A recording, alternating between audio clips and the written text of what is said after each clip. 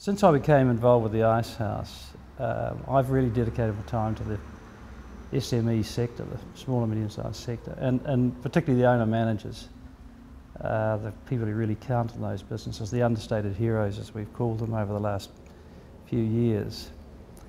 And I work in firms between sort of 10 million to 100 million in size, 4 or 5 of them, formally in a sort of partnership with them. And I've helped them to sort of understand management practices, governance.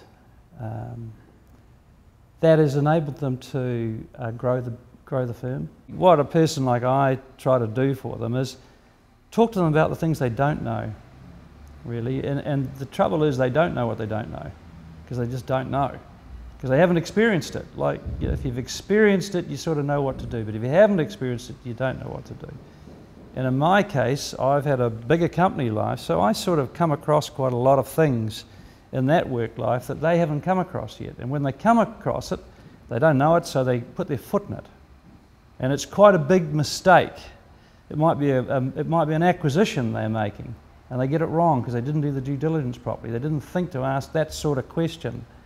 Might be a legal contract that they're going into to buy, you know, something important to them. Could be a franchising arrangement where they get done over. And I've seen these things. I've seen them. They see me sometimes. They come in my door afterwards, and it's unfortunate. So helping them to run their companies, because they haven't grown big companies yet. Those sort of things can, and they are terribly grateful for that sort of support.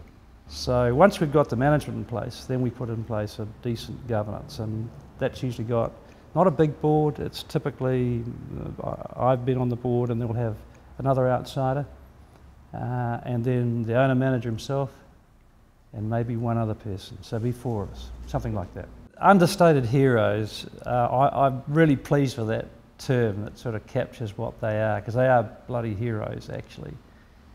They're one of the nice things about it, not nice things for them, but one way of saying it is they pay themselves last. They pay themselves last.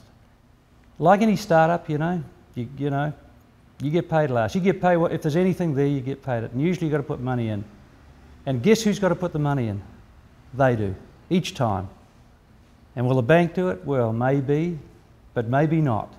And so you do it. And if your bank does it, what do? Personal guarantee. And these owner-managers, these understated heroes, they live that life of constantly being the one who's got to do it. They turn on the light and they turn out the lights. They are lonely with their issues. Who do they talk to? They go home, they talk to their wife. Their wife, she's heard it before. She heard it at the kitchen table 10 years ago. She's hearing it in the dining room now. It's still bloody there. That's what it is. Bingo. And he knows what she's going to say. So that's sort of going to work. That's venting it. But the bank manager, well, be careful. And the accountant, well, he doesn't understand it. And the lawyer, he talks in riddles. So they end up really actually relying on themselves. They become, as they are, streetwise. They sort of know it. They sniff it, smell it, and if it passes the test, that's what they do. But they gradually pull themselves up from $500 to $5,000 to $5 million, and it starts to work. And then they employ people, but those people they employ never knew what it was like at the beginning. And so they have these die-hard attitudes, but they are stunning people for their contribution, because if they didn't do that, do you think we'd have a country of wage earners doing it? Do you think the wage earner would look after the country? None of us think that.